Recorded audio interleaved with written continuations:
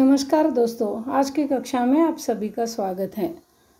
आज हम शंकर पुणतांबेकर लिखित गौशाला, चारा और सरपंच इस व्यंग रचना का अध्ययन करेंगे।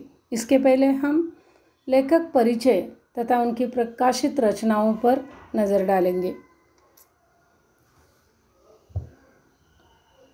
आधुनिक व्यंग विधा को सशक्त रूप देने वाले रचनाकार डॉक्टर शंकर पुणतांबे का जन्म 26 मई 1925 को मध्य प्रदेश के गुना जिले के कुंभराज नामक गांव में हुआ। उन्होंने विदिशा, ग्वालियर तथा आगरा आदि शैक्षिक केंद्रों से हिंदी और इतिहास जैसे विषयों में एमए की उपाधि प्राप्त की। इसके उपरांत उन्होंने पीएचडी की उपाधि हासिल की।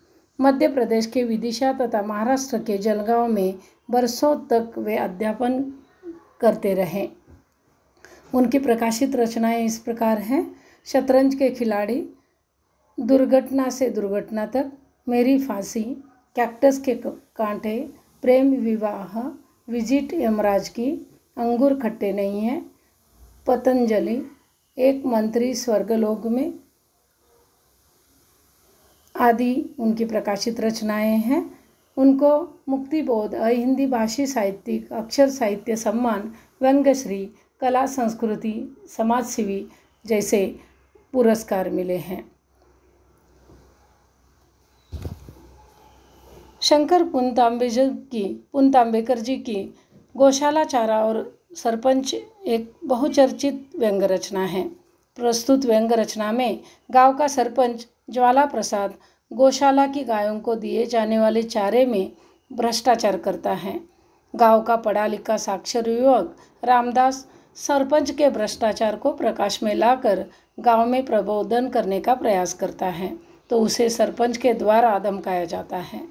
सरपंच का पाला हुआ गुंडा कल्लू भी आगे चलकर उसका साथ नहीं देता और सरपंच की पत्नी भी उसकी निंदा करती है, तो वह बौखला जाता है। चुनाव में किसी ज्योतिषी के कहने पर एक बैल को चुनाव का चिन्ह बनाकर ज्वाला प्रसाद चुनाव तो जीत जाता है, किंतु इसके बाद चारा घोटाले की पूछताछ के दौरान क्रोध में आकर प्रतिबंध करने वाले पटेल पर किसी जानवर की तरह वह टूट पड़ता है। हराम के चारे से ज्वाला प्रसाद की दबंगगिरी समाप्त होकर वह खुद सांड बन जाता है। इस प्रकार की कथा इस व्यंग में है।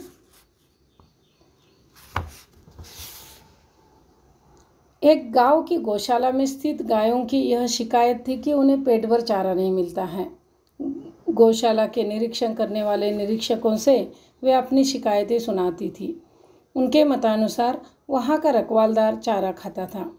वास्तविकता यह थी कि इन भूखी गायों की आवाज़ निरीक्षकों तक नहीं पहुँचती थी, क्योंकि असली घोटाला तो वहीं पर था। जो लोग इन निरीह गायों के चारे की मलाई बीच में हाथ मारकर खा रहे थे, वो उनकी आवाज़ कैसे सुन सकते थे।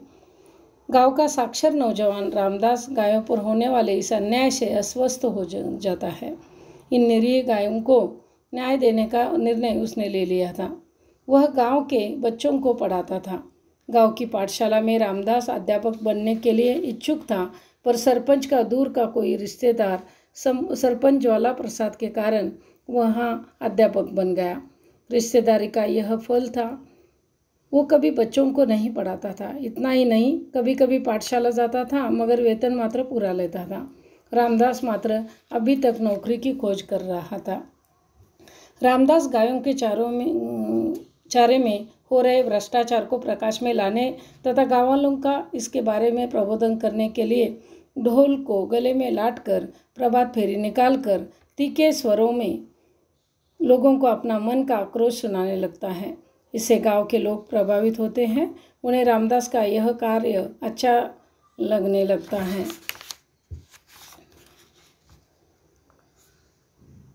ज्वाला प्रसाद रामदास के गांव में प्रचार प्रसार से बहुत क्रोधित हुआ था। उसने रामदास को बार बार बुलावा भेजा, किंतु रामदास नहीं आता। इससे वह और भी क्रोधित होकर सोचने लगा कि 2 कौड़ी का आदमी होकर भी इतनी घमंड कहाँ से आ गई।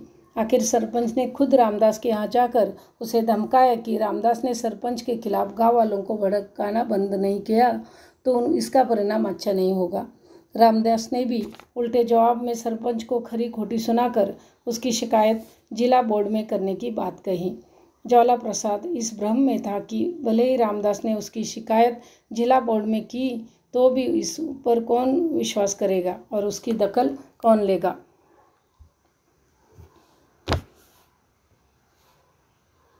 ज्वाला प्रसाद गांव में दुकान चलाने के साथ साथ साहूकारी भी करता था।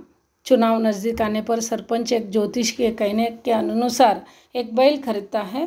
बैल को चुनाव में भी चिन्ह बनाकर चुनाव जीत जाता है। विरोधी उम्मीदवार को हराकर जीतने पर सरपंच की पत्नी उस पर व्यंग करके निंदा करती है। पत्नी को लगता है कि अब गधे चुनाव हार कर बैल जीतने लगे हैं।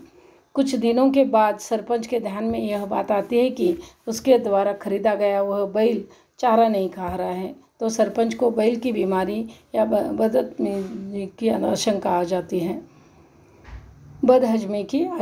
जाती है। पशु वैद्य बैल को देखकर चला जाता है। बैल को कोई बीमारी नहीं थी। ज्योतिषी को बुला गया था। ज्योतिषी के मतानुसार वह बैल सामान्य नहीं खानदानी था। चुनाव जीतने के बाद वह सामान्य चारा नहीं खा सकता था, उसके लिए भ्रष्ट चारा ही आवश्यक था। अब सरपंच के सामने गौशाला के चारे के सिवा और कोई पर्याय नहीं था। बैल को चोरी का चारा हाथ मारकर खिलाया गया था। कुछ दिनों बाद गौशाला की गाय मर गई। रामदास को इस घटना का पता चलने पर उसने सभी ग्राम निवासियों को गाय की भूख से मरने की बात को लेकर सचेत किया। गोवर्धन और ज्वाला प्रसाद ने गाय की मृत्यु भूख से नहीं बल्कि बीमारी से होने का प्रतिवाद किया। आखिर रामदास ने ज्वाला प्रसाद की शिकायत जिला बोर्ड से की। ज्वाला प्रसाद ने इस शिकायत को साम दाम दंड भेद से दबाने का प्रयास किया, पर इस बात पर समाचार पत्रों तक पहुंच गई तो पूरे मामले की जांच के आदेश दिए गए। जांच की जिम्मेदारी गांव के पटेल और पर सौंपाई गई। पटेल ने गौशाला पहुंचकर छानबीन का काम आरंभ किया। ज्वाला प्रसाद पटेल को उल्टे सीधे जवाब देने लगा तो पटेल ने सीधे ज्वाला प्रसाद के घर जाकर तलाश करने का काम शुरू किया। पटेल को उसके घर से चारे की गंध आने लगी। पटेल ने बाहर के आंगन की कोठरी खोलने का आदेश दिया तो कोठरी के ताले की चाबी बेटे के पास होने और बेटा शहर चले जाने का कारण ज्वाला प्रसाद आगे करता है। पटेल ताले को तोड़ता है तो उसकी आंखें आश्चर्य से बड़ी हो जाती हैं, क्योंकि पूरी कोठरी चारों तरफ से चारे से भरी हुई नजर आती है। इस पर सवाल पूछते ही ज्वाला प्रसाद जानवर की तरह पटेल पर ऐसे झपटता है जैसे कोई खुखार पशु अपने शिकार पर टूट पड़ रहा हो। रामदास सहित सभी ग्रामवासी सरपंच ज्वाला प्रसाद की इस प्रतिक्षिप्त क्रिया को देखते हैं। उनको लगता है कि गौशाला के हराम के चारे ने ज्वाला प्रसाद को सांड बना दिया है। इस प्रकार अंत में पता चलता है कि व्यक्ति का कार्य जिस प्रकार होता है उसकी प्रवृत्तियां भी उसी प्रकार के अनुसार विद्यमान होती हैं। कर भला तो हो भला और कर बुरा तो हो उससे ही भी बुरा जैसी उक्तियाँ यहाँ पूर्णता चरितार्थ होती हैं। हिंदी व्यंग्य साहित्य ने भारतीय ग्राम जीवन के परिवेश में स्थित कई विषमताओं पर भी भाष्य किया है। समकालीन परिस्थिति में हम देख रहे हैं कि भारत के कई प्रदेशों की राजनीतिक सत्ताएं चारा घोटाले के कारण खतरे में आ गई है। कई विख्यात नेतागण आरोपों में घिरकर कुर्सी खाली कर बैठे, जैसे कि बिहार के लालू प्रसाद का उदाहरण हम दे सकते हैं। शंकर तांबेकर जी ने वर्तमान इन्हीं स्थितियों को अपनी इस प्रस्तुत रचना में वाणी दी है। इस दृष्टि से यह व्यंग्य रचना काफ़ी प्रासंगिक बन गई है। धन्यवाद।